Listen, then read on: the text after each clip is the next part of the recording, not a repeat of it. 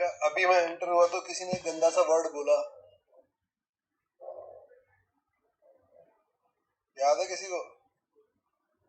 क्या? हाँ, क्या? हरे कृष्ण।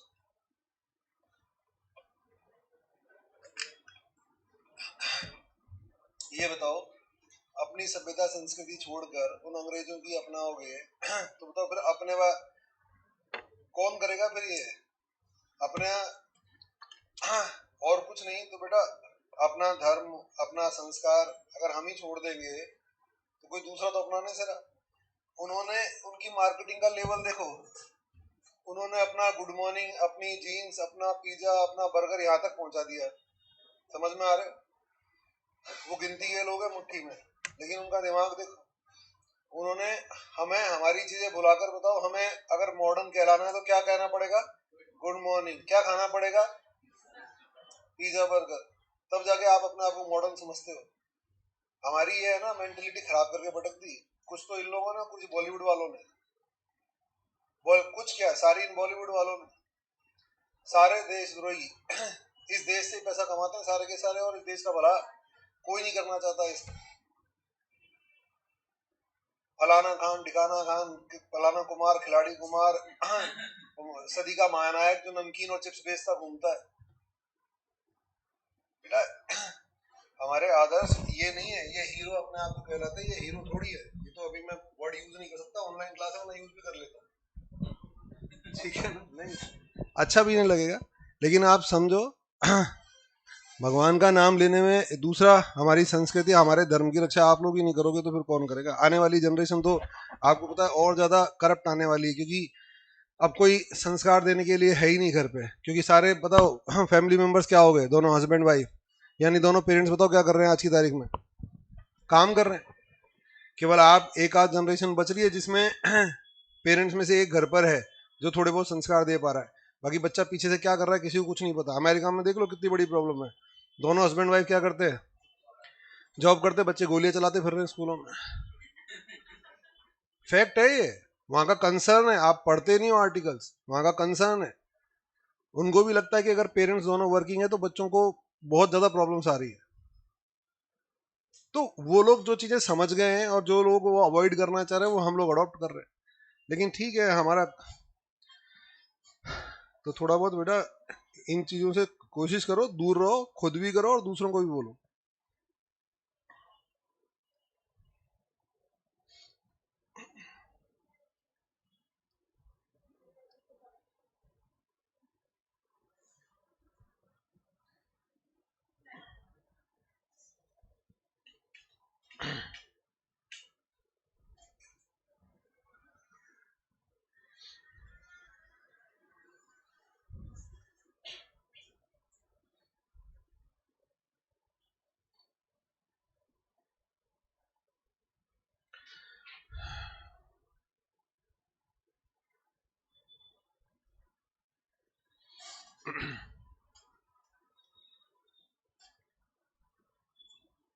चलो, हरे कृष्णा।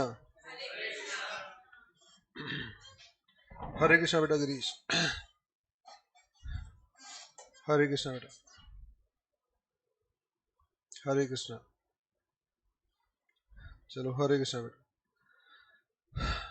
कल हम लोग किसके बारे में बात कर रहे थे? Pre and post. बेटा प्री एंड पोस्ट में जब हम लोग डिस्कशन कर रहे थे तो हम कुछ बातें उसमें कर चुके थे, आज उसी में थोड़ा सा आगे चल रहे हैं।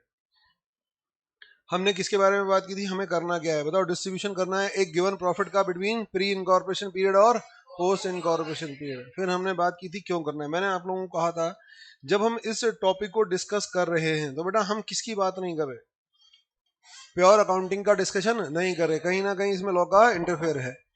अब लॉ क्या बोलता है? अगर कंपनी ने इनकॉर्पोरेशन में समय लगा दिया तो बताओ हम क्या चाहते हैं? उस पर एक पेनल्टी लगाना चाहते हैं। और वो पेनल्टी आपसे छीना कुछ नहीं जा रहा, बस चीजों को क्या कर दिया जाएगा? बाउंड। अगर, और बिल्कुल लॉजिकल भी है बेटा, कंपनी का इनकॉर्पोरेशन का मतलब कंपनी का डेट ऑफ बर्थ, कंपनी का उस दिन जन्म हुआ है, और कंपनी का जिस दिन जन्म हुआ है उसी के बाद तो वो कमाएगी। अगर उससे पहले का प्रॉफिट, इनकॉर्पोरेशन यानी जन्म से पहले का प्रॉफिट उसकी पॉकेट में आ गया तो आ गया। वो किस में आया है? इनहेरिटेंस में, मैंने कहा ना उत्तराधिकार में।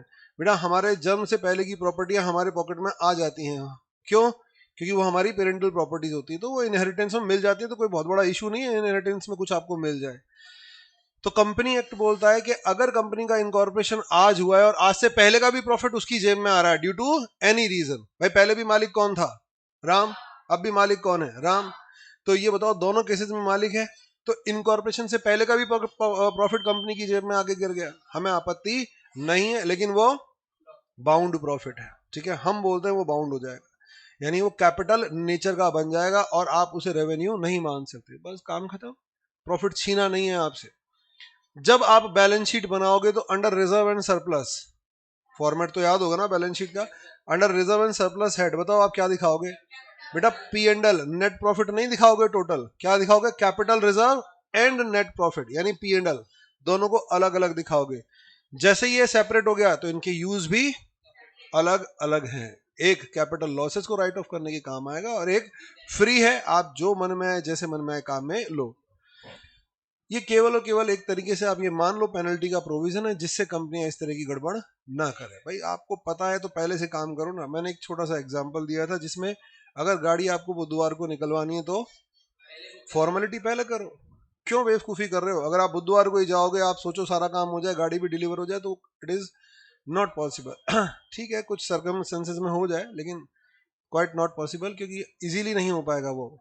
तो कहीं ना कहीं आपको पहले से चीज़ों को बैकग्राउंड में रखना होगा। हाँ, तो हम लोगों ने इसके बारे में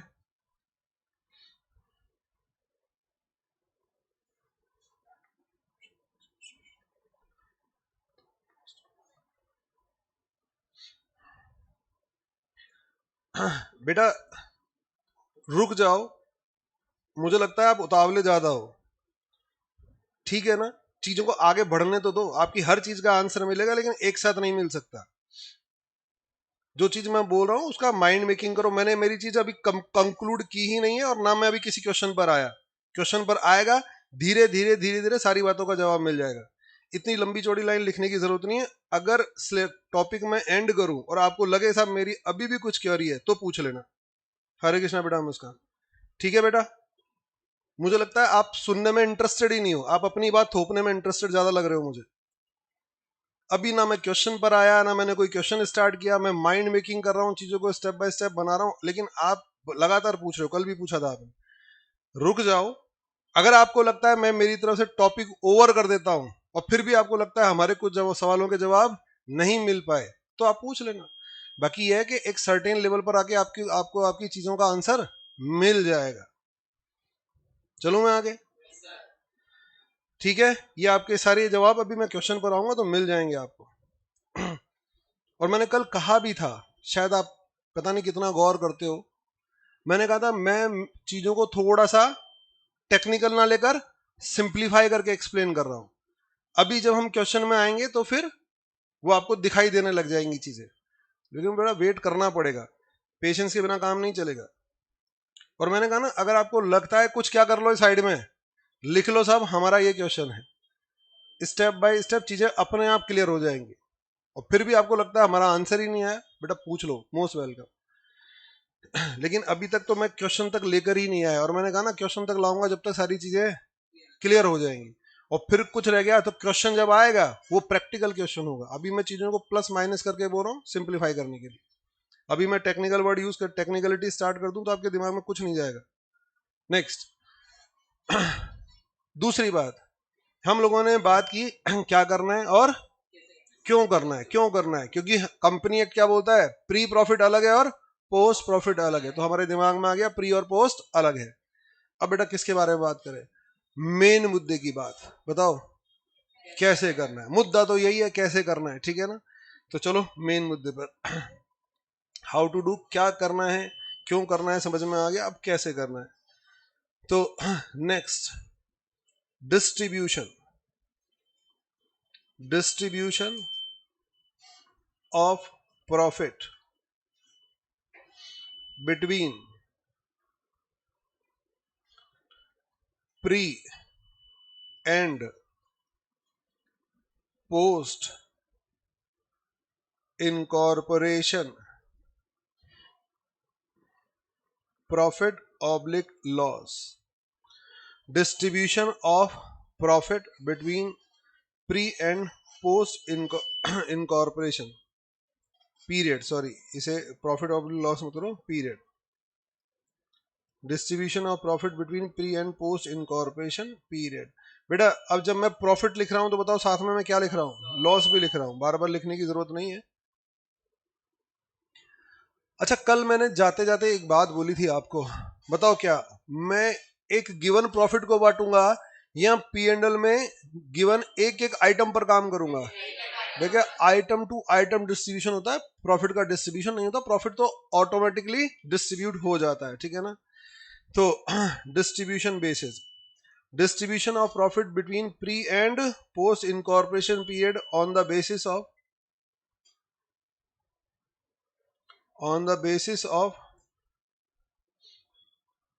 distribution basis, on the basis of distribution basis। अब बेटा डिस्ट्रीब्यूशन बेस क्या होगा, सेल्स रेशो, टाइम रेशो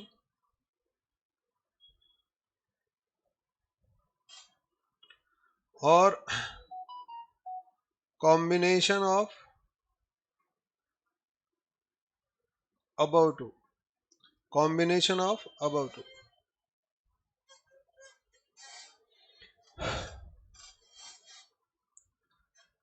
अच्छा मेरे दिमाग में एक इमेज बन रही है, बताओ क्या गिवन होगा मुझे, एक पी एंड एल। अरे मुझे पी एंड एल नहीं बनाना, बताओ अकाउंटेंट क्या कर चुका होगा।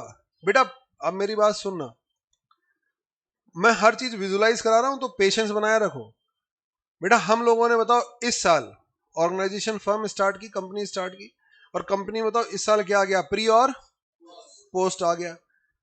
तो मैं दो पी एंड एल नहीं बनाऊंगा, पी एंड एल तो एक ही बनेगा, पी एंड एल तो एक ही बनेगा। पी एंड एल बना लिया और क्या निकाल दिया, नेट प्रॉफिट निकाल दिया। अब बताओ मैं एक्स्ट्रा वर्किंग करूंगा क्या, उस प्रॉफिट को प्री और पोस्ट में डिवाइड करके बैलेंस शीट में उसका प्रेजेंटेशन अलग करूंगा। बोलो बात समझ में आ गई। तो हमारे सामने क्वेश्चन क्या होगा, एक पी एंड एल गिवन होगा और उसमें बोलेगा please distribute this profit between pre period and post period. बात समझ में आ गई। तो अब बताओ उस पी एंड एल में मुझे एक आइटम दिख रहा है, मैंने कहा था मैं प्रॉफिट डिवाइड नहीं करूंगा, मैं आइटम टू आइटम डिस्ट्रीब्यूशन करूंगा। मुझे उस पी एंड एल में एक आइटम दिखाई दे रहा सैलरी, बताओ सैलरी को डिवाइड करूंगा प्री और पोस्ट में, किस रेशो में? अरे ये जो रेश यहां पर है, अरे 3:2 बेटा, कोई सिचुएशन थोड़ी बनाइए, कल वाली भूल जाओ, अभी जो लिखा है मैंने कहा दो रेशो है, सेल्स रेशो और टाइम रेशो। कभी कभी कोई आइटम दोनों के कॉम्बिनेशन से यूज हो जाएगा। बताओ सैलरी किस में डिवाइड करोगे? अब सबने बता दिया टाइम रेशो, समझ में आ गया। नेक्स्ट बताओ बेड डेप्ट किस में डिवाइड करोगे? ये लो, मुझे कुछ बताने की जरूरत ही नहीं पड़ी।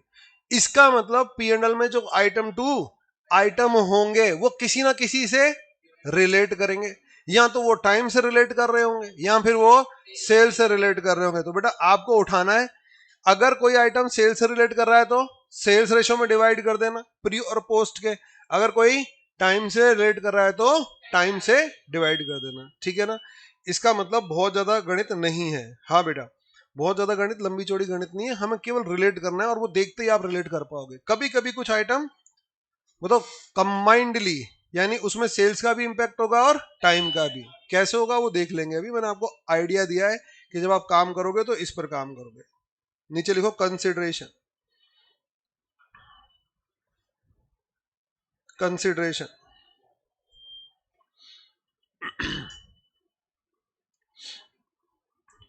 ओनली प्री पीरियड आइटम्स, अब मैं पूरा नहीं लिख रहा, only pre incorporation period item, pre period का मतलब pre incorporation period, only post period items. मुझे बताओ ओनली प्री पीरियड आइटम्स किस रेशो में डिवाइड होंगे। वैसे ही मैंने हालांकि समझाया नहीं है, आप कॉमन सेंस यूज कीजिए बेटा। ओनली प्री पीरियड आइटम किस रेशो में डिवाइड, टाइम रेशो। समझ में आया बेटा? ऑनलाइन वाले बच्चों आप भी जवाब दो। मैंने हालांकि समझाया नहीं, मैं वैसे ही पूछ रहा हूँ, अभी सारी बातें आएंगी। वेरी गुड बेटा निश्चय। टाइम रेशो, अरे सारे बच्चे जवाब दो, टाइम रेशो, ठीक है ना, वेरी गुड। नेक्स्ट बेटा, ओनली पोस्ट पीरियड आइटम किस रेशो में डिवाइड होंगे, ये भी टाइम रेशो। सारे बच्चे बोलो बेटा, only post period item time ratio. चलो मैं आगे लिखो, नॉट डिस्ट्रीब्यूटेड।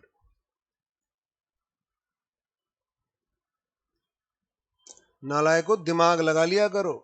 सर वो क्या होता है बेटा, कुछ होता है वो? भाई साहब मैंने आपको समझा दिया कि जैसे अब तक पढ़कर आ गए वैसे काम नहीं चलेगा।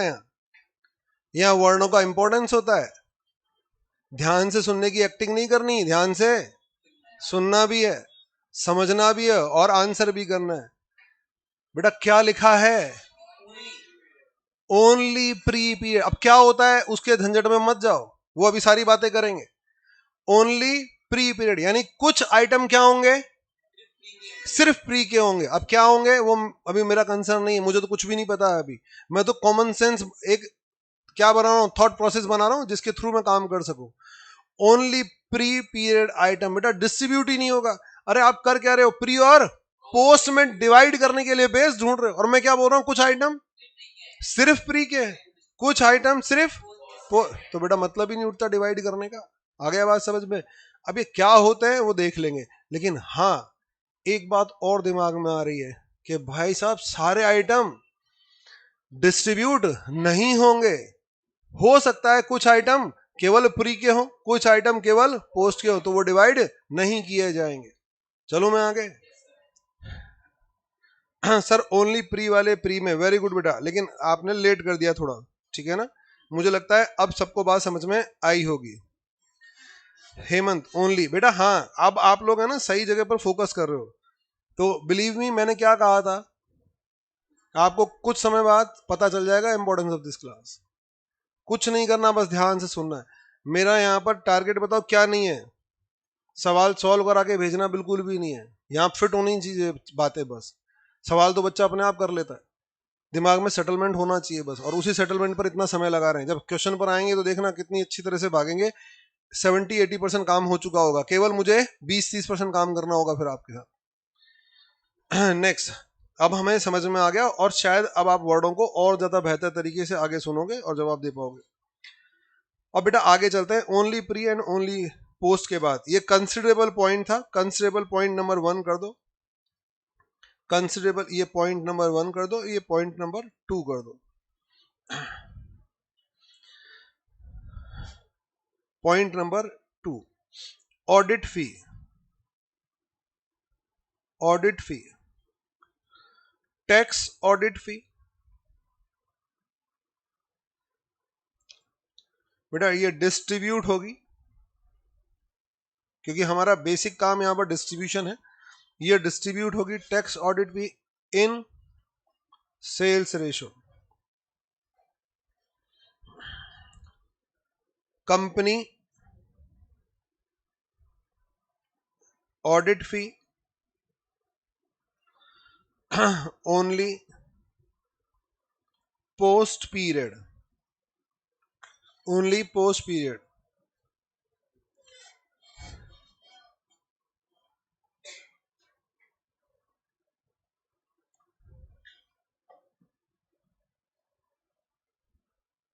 Only post period.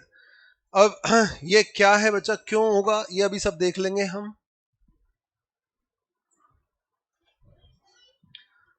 ऑडिट फी और टैक्स ऑडिट फी किस में जाएगी, सेल्स रेशो में, और company audit fee only post period. क्यों, इनकी सब बातों के जवाब बाद में मिलेंगे, मैंने अभी लिखवा दिया। जब चीजें सामने आएंगी तब मैं एक एक करके आंसर दूंगा, क्योंकि अभी एक्सप्लेनेशन से कंफ्यूजन होगा, क्लियरिटी नहीं आएगी। तो बेटा ये जो मुझे एक्सप्लेनेशन देना था वो मैंने आपको दे दिया। अब बताओ हम इसको किसके थ्रू कंसिडर करते हैं, एक एग्जाम्पल के थ्रू फोकस करते हैं, ये है क्या और किस तरह से इसको वर्कआउट किया जाएगा। तो हमने बेसिक क्या बात की अब तक, अब तक आपने क्या देखा, नंबर 1 बताओ क्या, हमें डिस्ट्रीब्यूशन करना है एक गिवन प्रॉफिट का बिटवीन प्री और पोस्ट पीरियड। दूसरा क्यों करना है, क्योंकि प्री का प्रॉफिट एज पर लॉ, कानून बोलता है, कंपनीज एक्ट 2013 बोलता है, वो कैपिटल प्रॉफिट है, और पोस्ट का प्रॉफिट रेवेन्यू प्रॉफिट है। रेवेन्यू प्रॉफिट जो किसी भी काम के लिए अवेलेबल है, और कंपनी मोस्टली क्या करती है, डिविडेंड डिस्ट्रीब्यूशन करती है, तो बोलता है डिविडेंड डिस्ट्रीब्यूशन के लिए अवेलेबल है। और प्री का प्रॉफिट डिविडेंड डिस्ट्रीब्यूशन के लिए अवेलेबल नहीं है, तो कंपनी नहीं दे पाएगी। कैसे करना है डिस्ट्रीब्यूशन? डिस्ट्रीब्यूशन के लिए आपको डिस्ट्रीब्यूशन बेस चाहिए, जो मोस्टली क्या होगा बताओ, सेल्स रेशो और टाइम रेशो, ठीक है। और कुछ पॉइंट हमें कभी कभी कंसिडर करने पड़ सकते हैं, लाइक ऑडिट फी, कुछ आइटम प्री के होंगे, कुछ आइटम पोस्ट के होंगे। इन चीजों को कंसिडर करते हुए हम डिस्ट्रीब्यूशन करेंगे। तो बेटा अब ये क्या है, और एक क्वेश्चन हम लोग इसके थ्रू लेते हैं और समझने की कोशिश करते हैं ये है क्या।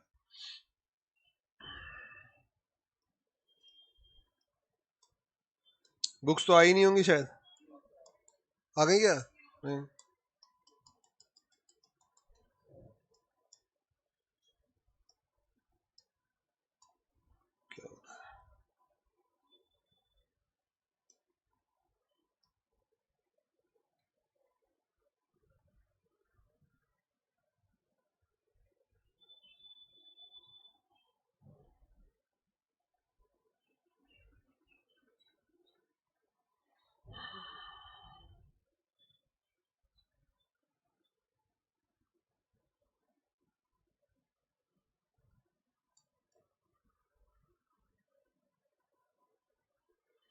बेटा एक एग्जाम्पल करते हैं हम, अब ध्यान से देखना और सुनना और समझने की कोशिश करना। ये रहा आपका एग्जाम्पल नंबर 1, अगर सॉरी 2 इसमें है, हमारा एग्जाम्पल 1 है।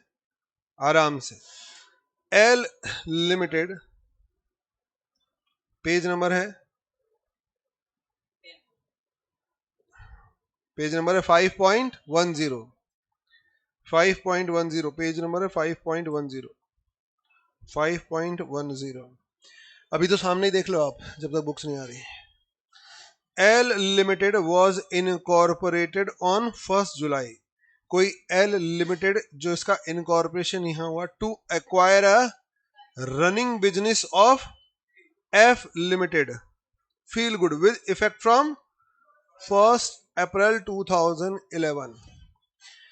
बेटा एल लिमिटेड का इनकॉर्पोरेशन कब हुआ, ठीक है ना, और मैंने आपका बिजनेस कहां से टेक ओवर कर लिया, विद रेट्रोस्पेक्टिव इफेक्ट। अरे गया क्या दिमाग में? मैंने आपका बिजनेस टेक ओवर किया कहां से, 1 अप्रैल 2011 से। और बताओ इनकॉर्पोरेशन कब कराया?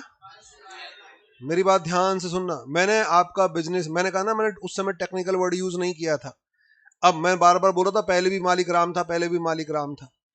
अब ये बताओ, मैंने आपका बिजनेस लिया और मैंने कहा भाई साहब मैं बिजनेस कहां से ले रहा हूं आपका, रेट्रोस्पेक्टिवली। आज मैं इनकॉर्पोरेशन करा के बताओ मैं कंपनी बन गया, लेकिन मैंने कहा आपका बिजनेस में कहां से ले रहा हूं, 1 अप्रैल, यानी 1 अप्रैल से सारे प्रॉफिट, सारी एक्टिविटी मैंने किया, आपने कुछ नहीं किया।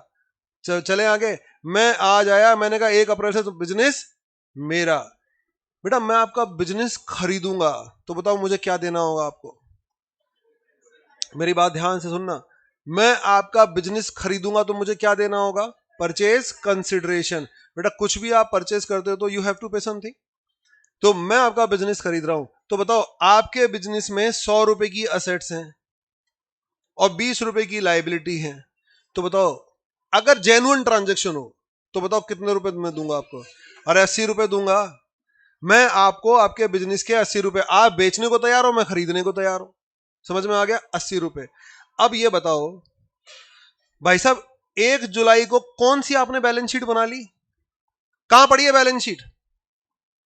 अरे 31 मार्च की बैलेंस शीट पड़ी है। तो मैं ये बोल रहा हूं ऐसा है, चलो हिसाब किताब करते हैं, आप अपना बिजनेस मुझे कहां से दे दो, 1 अप्रैल से दे दो। 1 अप्रैल की बैलेंस शीट पड़ी है, यानी ये बिगिनिंग की बैलेंस शीट है। बताओ बैलेंस शीट में असेट कितनी है, 100 रुपए, लाइबिलिटी कितनी है, 20 रुपए, ये लो 80 रुपए बनता है। समझ में आ गया? अब मैं कम या ज्यादा जो भी देना चाहूं मैं देकर चला गया, और बताओ आप इस बात के लिए क्या कर गए, एग्री कर गए। समझ में आ गया? तो इसका मतलब बताओ बिजनेस कहां से टेक ओवर कर लिया मैंने, रेट्रोस्पेक्टिवली। आज मैंने बिजनेस इनकॉर्पोरेट करवाया एल लिमिटेड के नाम पे, लेकिन बिजनेस मेरी पॉकेट में कहां से आ गया, रेट्रोस्पेक्टिवली। अगर ऐसा है, और ये कन्वीनियंस के लिए किया जाता है। कन्वीनियंस के लिए क्यों किया जाता है बेटा? 1 जुलाई को बैलेंस शीट तो है नहीं, फिर पीसी कैसे डिसाइड करें, या तो हेडक ले। ये मोस्टली क्या होता है, बिजनेस कई बार हेडक नहीं लेना चाहता। बोलो आ गई बात समझ में? वो हेडक नहीं लेना चाहता, वो बोला ठीक है ना, ये लो 80 रुपए प्लस 20 रुपए मैं एक्स्ट्रा देता हूँ, 100 रुपए लो और एंजॉय करो, लेकिन ये बिजनेस 1 अप्रैल से मेरा। गया क्या दिमाग में? अगर मैं बिजनेस रेट्रोस्पेक्टिवली टेक ओवर कर लेता हूं तो भी बताओ किसका केस बन जाएगा? प्री और पोस्ट का। तो शायद अब आपको बात समझ में आई होगी। बोलो क्लियर है?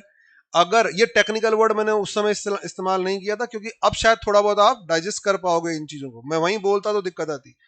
जल्दी से बोलो बेटा, किसी ने पूछा था मुझसे, समझ में आई आपको बात? आप बोल रहे थे कि फर्म का प्रॉफिट, जिसने भी पूछा था, शायद क्या नाम था, मैंने नाम भूल गया।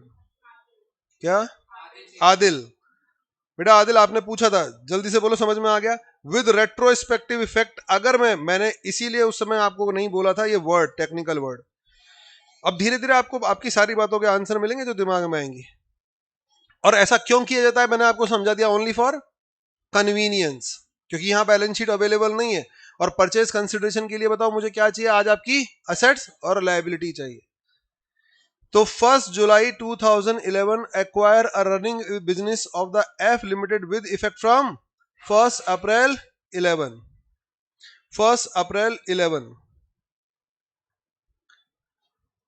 During the year 2011 and 12, the total sales amount rupees 48 lakh, out of which 9 lakh 60,000 were for the first 6 months. The gross profit of the company amount rupees 7 lakh 81,600. The expense charged to the P&L as follows. जो statement of P&L में खर्चे charge किए गए वो ये रहे बेटा। Directors fee charge की गई है, बेड डेप्ट चार्ज किया गया है, एडवर्टीजमेंट चार्ज किया गया है under a contract amount rupees 4,000 rupee per month, salary charge की गई है और प्रिलिमिनरी एक्सपेंसेस चार्ज किए गए और डोनेशन चार्ज किया गया है। Prepare a statement showing pre incorporation and post incorporation profit year ended 31 मार्च 12। आपको एक स्टेटमेंट बनाना है। बताओ कंपनी क्या बना चुकी है अपना?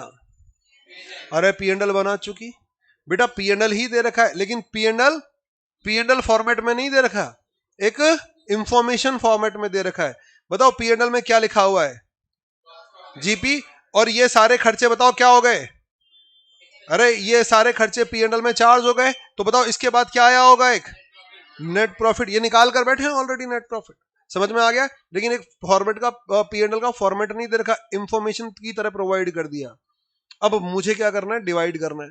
चलो आगे, किसमें? प्री और पोस्ट पीरियड में। मुझे एक बात समझ में नहीं आई बेटा, P&L में क्या नहीं आती? सेल्स नहीं आती, लेकिन इन लोगों ने तो सेल्स भी दे रखी है। टोटल सेल्स इस साल की 48 लाख है, जिसमें 9 लाख 60,000 फर्स्ट 6 मंथ। सेल्स की तो कोई यूटिलिटी। अरे समझ में आ गया? जब मैं इन आइटम ऑफ P&L को क्या करूंगा? डिस्ट्रीब्यूट करूंगा। तो बेटा मैंने कहा था मैं प्रॉफिट पर काम नहीं करूंगा, मैं आइटम ऑफ P&L पर काम करूंगा। और जब डिस्ट्रीब्यूट करूंगा तो मुझे दो बेसिस बताए गए हैं एज पर लॉ। बताओ, सेल्स और टाइम रेशो। तो ये सेल्स इसलिए दिया हुआ है ताकि आप इसे बेस बनाकर काम में ले सको। गई के बाद दिमाग में? तो अब मुझे कैसे काम करना है वो आपको देखना है। तो बेटा हम लोग, ये एग्जाम में 8 नंबर का आया हुआ क्वेश्चन है, ठीक है? अब मुझे क्या करना है? मैं एक स्टेटमेंट बनाऊंगा। कैसे? पहले मैं बना देता हूं, आप लोग देख लीजिए। जब तक मैं नहीं बोलूंगा आप लोग लिखेंगे नहीं। Example number 2, statement. बताओ लास्ट में बोला क्या है उसने? क्या बताना है आपको? Prepare statement. तो बेटा स्टेटमेंट ही बनेगा। क्यों? क्योंकि मैंने आपको समझा दिया था क्या बन चुका। P&L तो ऑलरेडी बन चुका। P&L नहीं बनते प्री और पोस्ट के अलग अलग। Statement showing distribution of profit between pre and post period.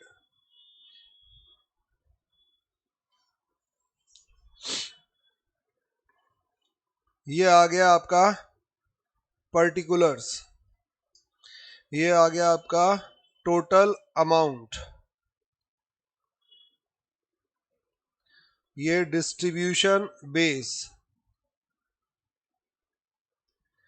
और ये प्री पीरियड और ये पोस्ट पीरियड, प्री पीरियड और पोस्ट पीरियड। शायद स्टेटमेंट कैसे बना समझ में आया बेटा? पहले मैं क्या रखूंगा? टोटल अमाउंट रखूंगा, फिर डिस्ट्रीब्यूशन बेस रखूंगा और फिर उसके ब्याह पर डिवाइड कर दूंगा। प्री के अलग कर दूंगा और पोस्ट के अलग कर दूंगा। क्या मैं इस स्टेटमेंट पर काम करना चालू कर दूं? नहीं बेटा, इस स्टेटमेंट में एंटर होने से पहले आपको दो चीजें चाहिए, बोलो। सेल्स रेशो और टाइम रेशो। इस स्टेटमेंट में जाके कर क्या लोगे आप? गया क्या दिमाग में? तो मैं इस स्टेटमेंट को सफिशिएंट मार्जिन के साथ बनाने के बाद बताओ सबसे पहले का क्या काम करूंगा? वर्किंग नोट्स बनाऊंगा, क्योंकि इस स्टेटमेंट में एंटर करने का कोई फायदा है नहीं। तो वर्किंग नोट नंबर 1 बताओ क्या? कैलकुलेशन ऑफ, हाँ कुछ भी बना दो, सेल्स रेशो या टाइम रेशो। पहले मैं वो रेशो आइडेंटिफाई करूंगा जिसके ब्याह पर मुझे काम करना है, उससे पहले मैं कुछ भी नहीं करूंगा। Time ratio. चलो बेटा, मैंने आपको पहली क्लास में बताया था, पहले हम कॉन्सेप्ट समझेंगे, फिर प्रेजेंटेशन समझेंगे, और फिर कुछ क्वेश्चन आप और हम साथ में करेंगे, और फिर लास्ट में आपको फिर प्रैक्टिस करनी है ऑन योर ओन। तो अभी लिखना नहीं है, आराम से टेक योर टाइम, कोई जल्दबाजी नहीं करनी। मैं तो ये बोल रहा हूं, हमें जितना ज्यादा क्लास में समझ में आएगा उतना ही बेनिफिशियरी है। आप लोग प्रैक्टिस करके कुछ हासिल नहीं कर लोगे, तो इसलिए फोकस करो, प्रेजेंटेशन पर ध्यान दो, एक एक चीज पर ध्यान दो। मुझे टाइम रेशो निकालना है। बताओ कौन सा फाइनेंशियल ईयर है जिसका मैं प्रॉफिट स्प्लिट कर रहा हूं between pre and post? 11 and 12। तो मैं अभी कन्वीनियंस के लिए एक लाइन ड्रॉ कर रहा हूं, जो बाद में आप चाहो तो अवॉइड कर सकते हो। 1 अप्रैल 2011, 31 मार्च 2012। बताओ इनकॉर्पोरेशन कब हुआ? 1 जुलाई। 1 जुलाई को मैंने एक बिजनेस इनकॉर्पोरेट कराया, जिसे मैंने कहां से टेक ओवर किया था? रेट्रोस्पेक्टिवली टेक ओवर किया था, ठीक है ना? यानी ये बिजनेस मेरा हो तो यहीं से गया था, जिससे मैंने लिया उससे टर्म एंड कंडीशन यही है कि मेरा बिजनेस यहां से हो गया, सब कुछ मेरा है यहां से, लेकिन इनकॉर्पोरेशन में समय लग गया। तो बेटा ये क्या बन गया? प्री, ये बन गया पोस्ट। बिजनेस मेरा ही है, रेट्रोस्पेक्टिवली लिया है मैंने ये बिजनेस। चलू मैं आगे। अब ये बताओ आपको क्या प्री पीरियड और पोस्ट पीरियड पता है? पोस्ट पीरियड लिखना कैसे वो देख लो बेटा। 3:9 नहीं लिखना, ध्यान रखना। 1:3 भी नहीं लिखना, नंबर नहीं मिलेंगे। जैसे मैं लिख रहा हूं वैसे लिखना है। बताओ क्या? Pre period from 1 April 2011 to June 2011। Post period from 1 July 11 to 31 March 2012। बोलो। 3 months, 9 months और 1:3। अरे गया क्या दिमाग में? बच्चा पता है क्या करके आता है? वो शॉर्टकट लेने में इंटरेस्टेड रहता है, वो सीधा टाइम रेशो 1:3। फिर आईसीआई उससे ज्यादा पागल होता है, वो भी फिर मार्क्स में शॉर्टकट लेता है। बेटा एक नंबर में से वो होता है 1/4। समझ में आ रहा है? फिर बच्चे का जब कॉपी आती है तो बच्चे का दिमाग खराब होता है। बच्चा तो क्या मानकर चलता है, मैंने 1:3 लिखा था तो फुल मार्क्स मिलेंगे, जबकि आईसीआई बोलता तूने शॉर्टकट फॉलो किया तो मैंने तेरे से ज्यादा शॉर्टकट फॉलो कर दिया। तो बच्चे को आईसीआई के एक्शन पर एतराज हो जाता है। बेटा वो आईसीआई साहब बोलता है, मैंने आपको डे 1 कहा था, हम लोग कौन है? प्रोफेशनल। और हम लोग बताओ किसके लिए? क्लाइंट के लिए रिपोर्ट बना रहे हैं, ठीक है ना? आपकी इंफॉर्मेशन को यूजर्स चेक करेंगे, तो क्या खाली 1:3 लिखोगे क्या? तो आप लोग पूरा बताओगे। प्री पीरियड कौन सा है? यहां से लेकर यहां तक का है। पोस्ट पीरियड अगर इसे लिखे बिना आपने क्या लिख दिया? रेशो, तो मार्क्स 0 है यहां पर। 1/4 भी मैंने दे दिया, मैं दयालु हूं थोड़ा, मेरे से राहत साथ देखा नहीं जाता। बेचारा बच्चा एग्जाम देने से पहले या रिजल्ट आने से पहले आके बैठ गया, तो मैंने 1/4 बोल दिया आपका दिल रखने के लिए। बेटा आईसीआई अगर ये नहीं लिखा ना तो कितने नंबर देगा? अगर इसका 1 नंबर है तो वो काट के आगे निकल लेगा। गया क्या दिमाग में? ये ड्यूरेशन लिखना हमारे लिए मस्ट है। और इसके बाद क्या ये लाइन खींचना जरूरी था क्या? ये अभी हमने एक आध क्वेश्चन में खींचनी है, आगे से इसे बंद कर देंगे। समझ में आया? तो सर अब हम एंटर कर सकते हैं क्या स्टेटमेंट में? नहीं, ठीक है बेटा, सच्चाई बयां कर रहा हूं, हंसो मत, समझ में आ रहा है, फैक्ट है। लेकिन इसीलिए मैं रोक कर बैठा हुआ हूं आपको। अगर मैं आपको साथ में लिखने दूं ना, आप मेरी सुनो ही नहीं। अब ऑनलाइन वाले पता नहीं रुके हुए नहीं रुके हुए, इनका ये जान है। यहां मैं नहीं लिखने दे रहा। अब बच्चे सुन रहा है और बच्चा समझ भी रहा है कि हाँ भाई ये चीज एक्चुअल में होगी। रुके हुए, वेरी गुड बेटा। अगर रुके हुए रहोगे, मेरी बात मानोगे तो फायदे में रहोगे, ठीक है ना। कुल मिला के बात है, कायदे में रहोगे तो फायदे में रहोगे। तो बताओ हमने क्या काम कर दिया, टाइम रेशो निकाल दिया। लेकिन अभी भी मेरी बात पूरी नहीं हुई। मुझे जब तक दो रेशो नहीं मिलते मैं उस स्टेटमेंट में एंटर हो ही नहीं सकता। तो अब बताओ मुझे क्या करना पड़ेगा, सेल्स रेशो। अरे वाह, आप लोग तो समझदार हो गए, ठीक है। देखो आप लोगों को खुद को पता चल गया, सेल्स रेशो, सेल्स रेशो। बताओ सेल्स रेशो के लिए भी क्या कर लूं, इनिशियली हम लाइन ड्रॉ कर लेते हैं, बाकी आपका जैसे कंट्रोल आना स्टार्ट हो जाए फिर आप बंद कर दीजिएगा। 1 अप्रैल 2011, 31 मार्च 2012, 1 जुलाई। ये 1 जुलाई क्या है आपका, इनकॉर्पोरेशन। अब सेल्स के रिगार्डिंग इंफॉर्मेशन क्या है, क्वेश्चन में चलते हैं एक बार। बेटा सेल्स के बारे में क्या बोला हुआ है वो हमें समझना पड़ेगा। During the year 11 and 12 total sales, ये लो पूरा पूरे साल की सेल। अब इन लोगों ने पूरे साल की सेल दे दी, ये रही, बोला 48 लाख है पूरे साल की सेल। बढ़िया बात है।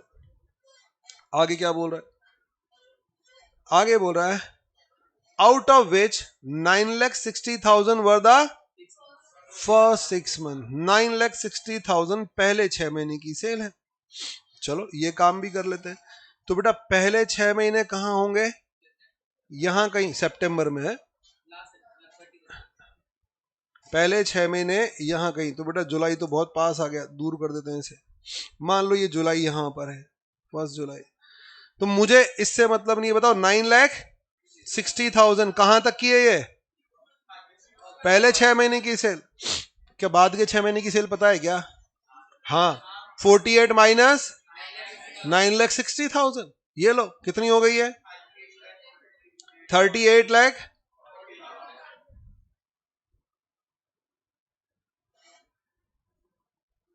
ये क्या हो रहा है, अरे भाई रुक जा, अरे रुक,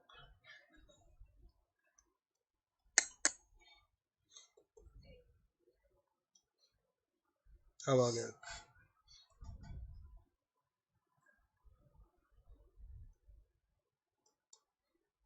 रुक जा भाई। हाँ कितना हो गया, देखो इट्स मैजिक, मैंने जादू भी दिखाया, ठीक है ना। मैं बीच बीच में आपको जादू भी दिखाता रहूंगा, ठीक है। ये नहीं क्या पागलों की तरह पढ़ते रहो एक एक घंटा। देखो अभी अपने आप ऊपर नीचे हो रही थी स्लाइड, मैं बीच बीच में ऐसे जादू भी दिखाता हूँ, ठीक है। भाई बीच बीच में मनोरंजन भी होता रहना चाहिए। नेक्स्ट बताओ, अब बहुत जादू देख लिया, पढ़ाई करते हैं थोड़ी देर, जल्दी से बताओ कितना है, 38,40,000। चलो अब बेटा मुझे यूज योर प्रूडेंस। अगर आप थोड़ा सा भी दिमाग लगाओगे तो आपको बात समझ में आएगी। जल्दी से बताओ, हमें लिखना वही है, ये लाइन मैंने कहा हमारे लिए काम की बात नहीं है। Pre period sales, post period sale. जल्दी से बताओ प्री पीरियड सेल। अब सर मैं दोबारा टाइम लिखूं क्या, 1 अप्रैल से यहां तक, नहीं बेटा ऊपर मैंने बता तो दिया टाइम रेशो में, समझ में आ गया। अब प्री पीरियड और पोस्ट पीरियड को बार बार आपको डिफाइन करने की जरूरत नहीं है, फर्स्ट में हमने पूरा प्रॉपर इंफॉर्मेशन दे दी। अब प्री पीरियड जल्दी से बताओ, शायद सबको समझ में आ गया, ठीक है ना सर। 4 लाख कैसे आया sir, 9,60,000 divided by 6 months into 3 months, या 2 जो आप बोल रहे हो। बेटा ये 6 महीने की सेल है, तो इसमें ध्यान रखना 3 महीने प्री के हैं और 3 महीने पोस्ट के हैं।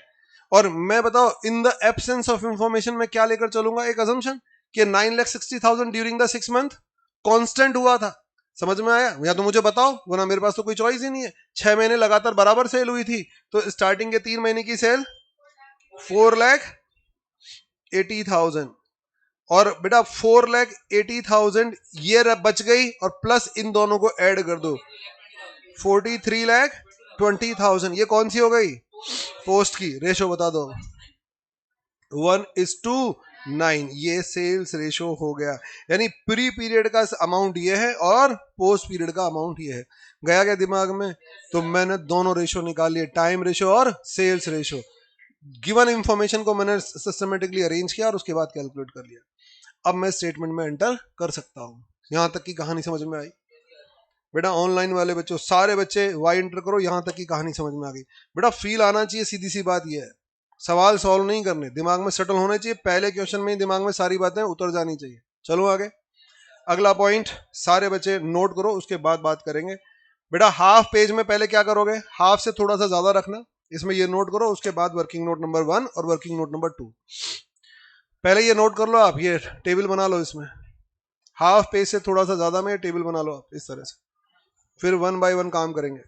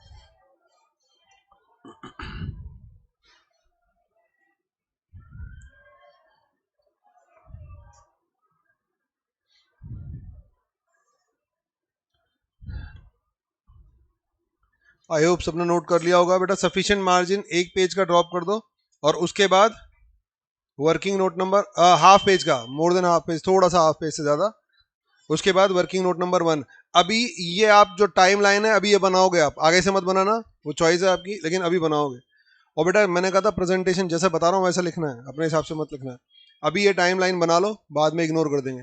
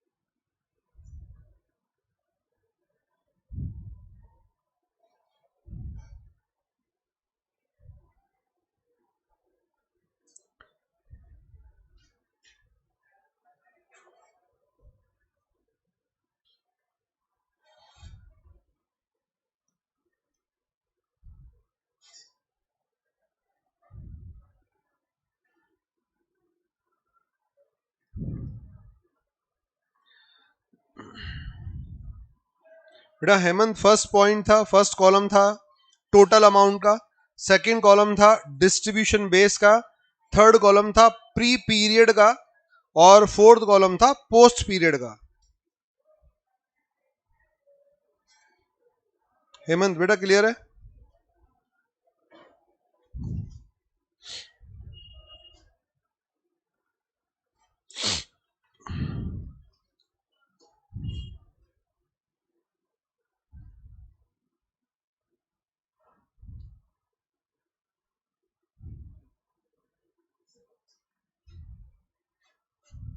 अभी आ रहा हूँ क्लास में बताता हूँ, तो अभी रुक जाते हैं।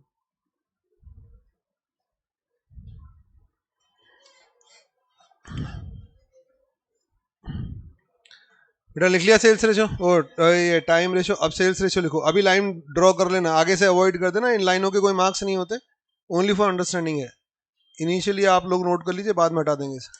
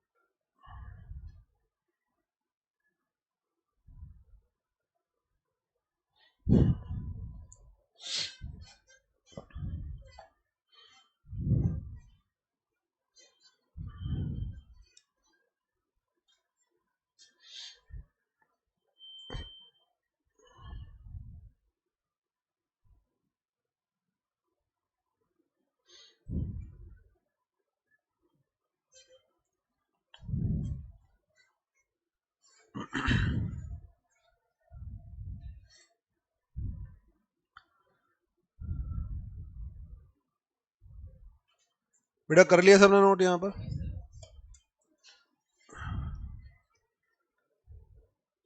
डन, सबका हो गया यहाँ पर कैलकुलेट, हम लोगों ने कर लिया। चलो बच्चों, अब हम लोग कुछ नहीं, अब हमारा एक बेसिक फंडा कंप्लीट हो गया। जब भी अब हमारे एक दिमाग में बात आ गया, स्टेप बन गया हमारे दिमाग में, जब भी हम क्वेश्चन करेंगे तो बताओ सबसे पहले क्या करेंगे? एक स्टेटमेंट बनाएंगे, क्योंकि वो स्टेटमेंट हमारे सॉल्यूशन का पार्ट है, तो मेन स्टेटमेंट बनाएंगे। और उसके बाद क्या करेंगे हम? एक टाइम रेशियो और से, उससे पहले हम स्टेटमेंट में एंटर नहीं करेंगे। तो इस टाइम रेशो और सेल्स रेशो प्रॉपरली आपको बनाने हैं, क्योंकि दोनों के एक एक नंबर होते हैं मोस्टली, और उसमें अगर आपने टाइम फैक्टर कंसीडर नहीं किया तो शायद मार्क्स भी ना मिले। चलो, इसके बाद हम इस स्टेटमेंट में एंटर हो जाएंगे। और बताओ हमारे सामने रखा क्या है? एक पी एंडल रखा है, लेकिन वो पी एंडल इन लोगों ने बताओ पी एंडल के तौर पर नहीं दे रखा, आगे के क्वेश्चन में पी एंडल डायरेक्ट भी दे देंगे। बताओ क्या दे रखी है उन्होंने? एक इंफॉर्मेशन बनाकर दे रखी है। वो बोल रहे हैं साहब कंपनी ने एक पी एंडल बनाया जिसमें जीपी और जीपी में से बताओ क्या कर रखे हैं उसने, से ये खर्चे चार्ज कर रखे हैं, और ये खर्चे चार्ज करने के बाद बताओ उसने क्या निकाल रखा है? नेट प्रॉफिट निकाला हुआ है। अब वो कितना है वो भी नहीं बता रखा। अच्छा, हमें उस नेट प्रॉफिट से कोई लेना देना है भी नहीं। वो बोल रहा है स्प्लिट करके दिखा दो, आपको तो स्प्लिट करके दिखाना है। चलो आगे, अब आप उस पी एंडल को विजुलाइज करो। बताओ पी एंडल में पहला आइटम क्या पड़ा हुआ है? जीपी। भाई क्रेडिट साइड से देखो, टॉप पर हम क्या लिखेंगे? इनकम, और फिर क्या लिखेंगे? एक्सपेंसेस। तो चलो आ जाओ, जीपी सबसे पहले बताओ क्या लिखें यहां पर? ए लिखो यहां पर, ए इनकम्स। इनकम्स, मुझे इनकम्स और एक्सपेंसेस को डिस्ट्रीब्यूट करना है, तो सबसे पहला आ गया आपका gross profit. Gross profit, total amount of the gross profit 7,81,000, 7,81,600। बेटा मैंने आपसे कहा था, हालांकि मुझे नेट प्रॉफिट को स्प्लिट करना है, लेकिन मैं, अच्छा इसमें तो दे भी नहीं रखा, और दे भी रखा होता तो मैं नेट प्रॉफिट पर कॉन्सेंट्रेट ही नहीं करता। मैं किस पर कॉन्सेंट्रेट करता? पी एंड एल के एक एक आइटम पर कॉन्सेंट्रेट करता, जिसमें से मैंने एक आइटम उठा लिया, ग्रॉस प्रॉफिट। अब आपको बताओ ग्रॉस प्रॉफिट क्या लगता है डिस्ट्रीब्यूशन बेस क्या होना चाहिए? अब बेटा मैंने नहीं बताया आपको, आपको खुद को पता है जीपी किससे जनरेट होता है? सेल से। बट ऑब्वियस है, जो चीज सेल से कनेक्ट है उसका डिस्ट्रीब्यूशन भी करना है, तो वो सेल्स पर करना है, तो 1:9। ये लो, मैंने नहीं बताया, आप लोगों को खुद को समझ में आ गई बात, ठीक है? सेल्स रेशो में बेटा हम इसे डिवाइड कर देते हैं, तो ये बताओ क्या हो जाएगा? प्री का 78,160 और पोस्ट का 7,03,440। समझ में आ गया?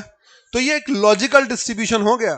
प्री की इनकम ये होनी चाहिए, क्योंकि प्री का सेल्स इतना था और पोस्ट का सेल्स इतना था, तो बेटा जब प्री का सेल्स इतना तो उतना जीपी भी उतना ही होगा। पोस्ट का सेल्स इतना, तो एक सिस्टमेटिकली मैंने डिवाइड कर दिया।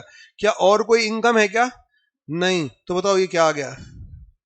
बोलो, टोटल ऑफ ए 78,160। तो मैंने बेटा प्री की इनकम और प्री की इनकम और पोस्ट की इनकम आइडेंटिफाई कर ली। ये मुझे पता, एक ही इनकम थी बस, इनकम के नाम पर।